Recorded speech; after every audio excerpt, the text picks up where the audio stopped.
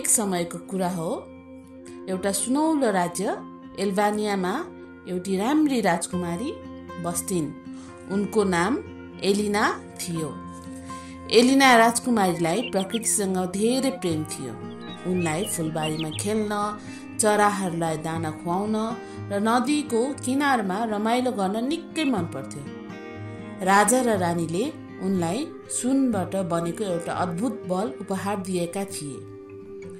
त्यो बलमा एउटा सानो जादु पनि थियो। बल जहाँ पुगे पनि उज्यालो फैलाउँथ्यो। एउटा गर्मीको दिन थियो। एलिना आफ्नो बल लिएर दरबारको गहिरो जङ्गलतर्फ लागिन्। त्यहाँ एउटा पुरानो जादुमय फोहरा थियो। पानीको सतहमा आकाशका बादल र सुनौलो घाम खेलिरहे जस्तै देखिन्थ्यो।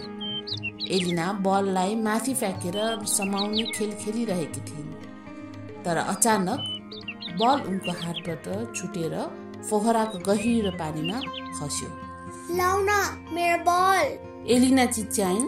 उनले बल निकाल्न कोसिस गरिन्, तर फोहरा धेरै गहिरो थियो। उनले घुँडा टेकेर रुँदै भन्न थालिन्, कसैले मेरो बल फिर्ता ल्याइदिए कति राम्रो हुन्थ्यो। त्यति बेला फोहराबाट आवाज आयो, राजकुमारी, म तिम्रो बल ल्याइदिन्छु, तर पन्तामा तिमीले मलाई तिम्रो साथी बनाउने बाचा गर्नुपर्छ। एलिना अचम्म परिन्। उनले हेर्दा एउटा हरियो भ्यागुतो सुनझैँ चम्किरहेको फोहराको छेउमा बसेको थियो। उनले भनिन्, साथी, ठिकै छ, म बाचा गर्छु, बस मेरो बल फिर्ता ल्याइदेऊ। भ्यागुतो मुस्कुरायो र पानीमा हाम फाल्यो। केही क्षणपछि ऊ हातमा बल समातेर बाहिर निस्कियो। एलिनाले खुसी हुँदै बल समाइन्, तर उनी बाचा बिर्सेर दौडेर दरबार फर्किन्। त्यो रात जब उनी दरबारमा भोजन गरिरहेका थिइन्, ढोका ठोकिएको आवाज आयो। ढोका खोल्दा त्यही भ्यागुतो उभिएको थियो। उसले भन्यो, राजकुमारी एलिना, तिमीले मलाई साथी बनाउने बाचा गरेको थियो। एलिना डराइन् र राजा रानीलाई सबै कुरा सुनाइन्। बुद्धिमान राजाले भने, छोरी, एकजना सच्चा शासकले सधैँ आफ्नो बाचा पूरा गर्छ। त्यसपछि भ्यागुतोलाई भित्र ल्याइयो। ऊ एलिनासँगै खाना बस्यो। सुनौलो थालीबाट खायो र एलिनाको कोठासम्म साथ माग्यो।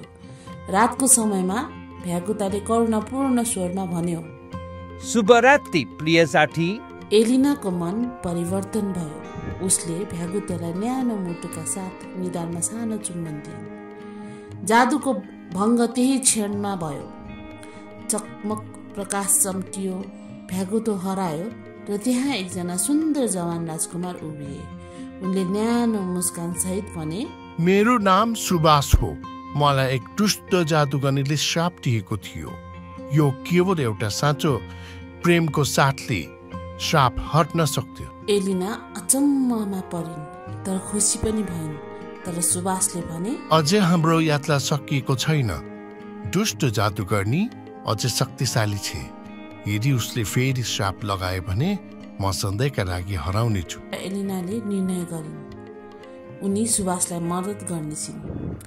भोलिपल्ट बिहानै उनीहरू दुवै सेतो घोडामा चढेर जादुगर्नीको गुफातर्फ लागे। बाटोमा उनीहरूले धेरै अचम्मका जीव भेटे। टाउकोमा मुकुट लगाएका स्यालहरू, सुनौलो रङमा चम्किला चराहरू र एउटा चकाचक बोल्ने कछुवा, जसले उनीहरूलाई जादुगर्नीको रहस्य बतायो। कछुवाले भन्यो, जादुगर्नीको शक्ति उसको जादुमय ऐनामा लुकेको छ। त्यो ऐना नष्ट गर्यो भने ऊ कमजोर बन्छ। उनीहरू जादुगर्नीको डरलाग्दो गुफामा पुगे। त्यहाँ कालो बादल जस्तै हावाले गुफा भरिएको थियो। जादुगर्नी चिच्याइन्, तिमीहरू फेरि आयो, म छोड्दिन तिमीहरूलाई अब। तर एलिना डराइनन्। उनले छिटो छिटो ऐना खोजिन्। सुबासले आफ्नो तरवारले बादलहरू च्यात्न थाले। अन्ततः एलिनाले ऐना भेटिन् र त्यो ढुङ्गाबाट हानेर फुटाइदिन्। एकदम ठुलो आवाज आयो। जादुगर्नी धुवामा परिणत भई हराइन्। जादुगर्नी हराएपछि सारा जङ्गलमा उज्यालो फैलियो। सुबासको राज्य मुक्त भयो। एलिना र सुबास दरबार फर्किए। लामो उत्सव मनाइयो। केही समयपछि उनीहरू प्रेममा परे र भव्य विवाह भयो। र उनीहरूले प्रेम र मित्रताको शक्तिले राज्यलाई शान्ति र समृद्ध बनाए।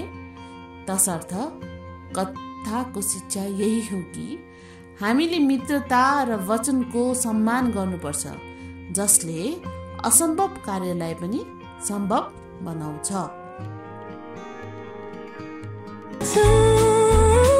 Somebody to